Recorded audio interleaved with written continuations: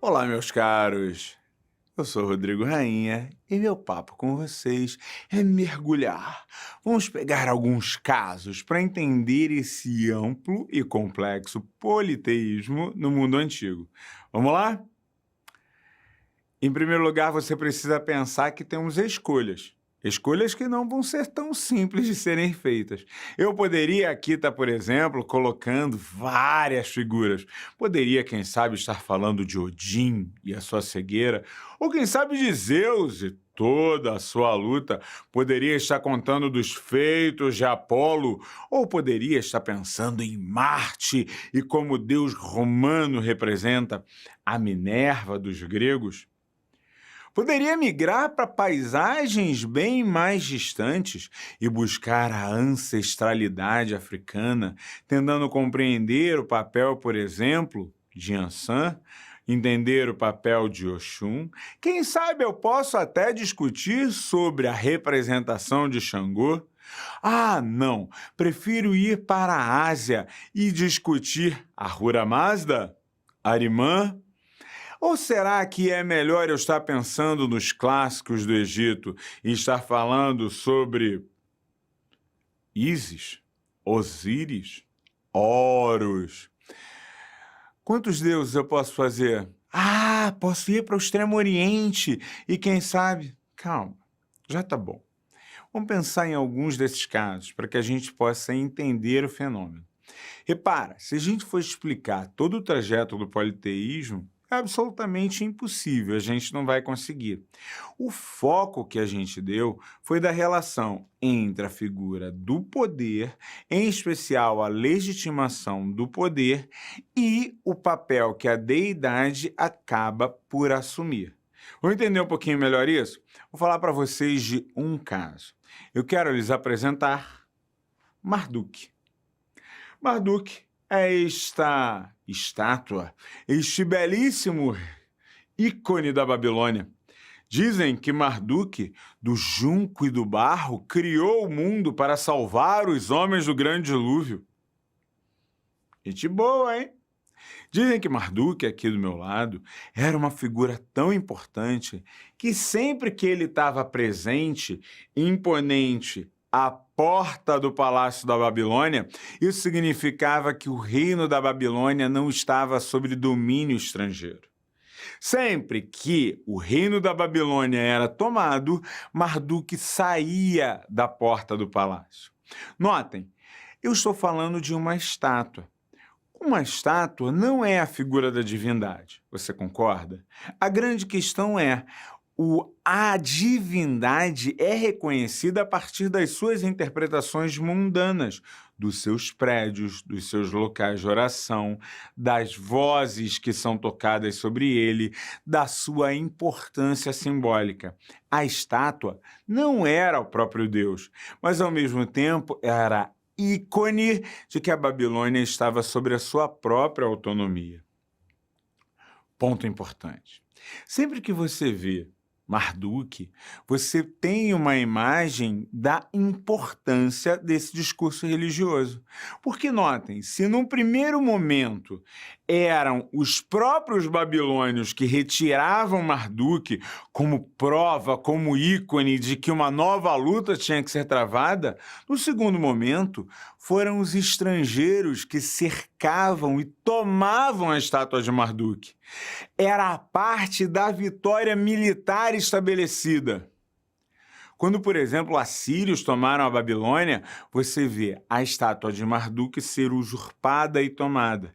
Somente quando, anos depois, a Babilônia retoma o seu poder autônomo, você vai ver o ressurgimento da estátua.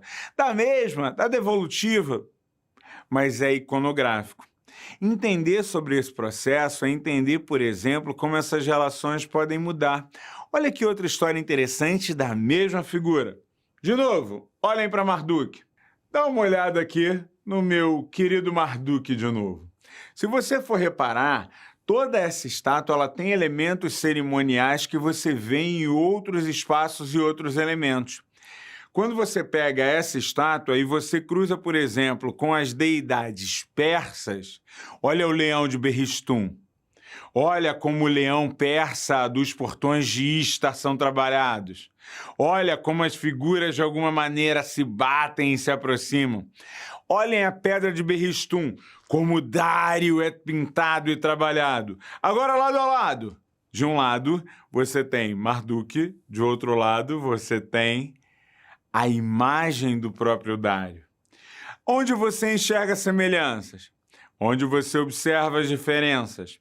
Dário, ao conquistar a Babilônia, ao invés de romper e mais uma vez trabalhar a ideia de que os persas usurparam a Babilônia, parte de um preceito diferente.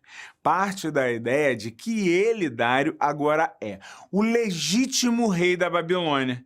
E mesmo seguindo uma tradição religiosa diferente, vinculada ao zoroastrismo, ele não vai permitir que a estátua de Marduk saia do centro de poder. Esse tipo de fenômeno é recorrente. Você vai ver isso várias vezes. É a ideia de você trabalhar a legitimidade pelo valor cultural, social que está estabelecido naquela sociedade. Querem ver um outro caso que é fabuloso sobre isso? Já ouviram falar em Alexandre da Macedônia? Pois é, Alexandre o Grande. Alexandre o Grande, ao dominar o Egito, encontra uma longa tradição desse moço aqui. Vos apresento a imagem típica do faraó. Pode ter uma variação ou outra, mas está sempre assim, com a coroa cerimonial, os símbolos cruzados, a barba colocada. Essa figura nada tem a ver com o olhar, por exemplo, das tradições do mundo grego ou macedônico. Dá uma olhada como é que Apolo era retratado.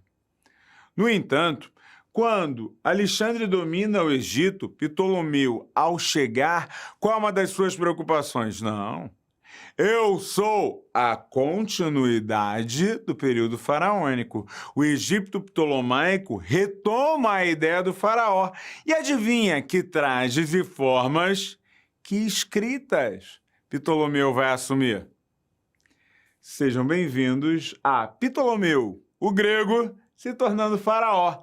Rainha, mas que absurdo, ele está trazendo elementos da religião e daquela cultura, dizendo que ele é a nova cultura. Cultura se mistura, cultura não fica estagnada. E justamente a partir disso você tem apropriações, reapropriações, destruições. Está achando que ele foi o único? Vos apresento de novo os persas. Este é o filho de Ciro, primo de Dário, Cambises. Mais uma vez, Cambises vai chegar e vai dominar, em nome dos persas, o Egito Antigo. Adivinha como ele vai passar a ser retratado quando ele domina o Egito? Agora Cambises, o faraó.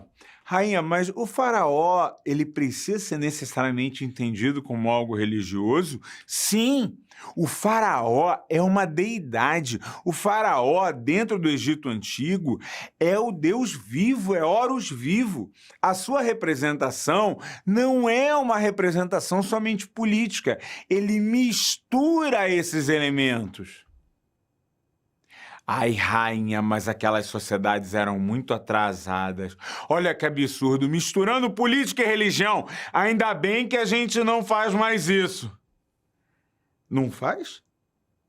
Você tem certeza? A noção do século XIX de separar política e religião é importante e fundamental. Imaginar que aspectos do discurso político e do discurso religioso não se aproximam e muitas vezes se integram é inocência do nosso olhar. Tenham esse cuidado. Espero que esses estudos de caso tenham permitido que você consiga perceber mais perto sobre esse complexo mundo de tantos deuses. Um grande abraço.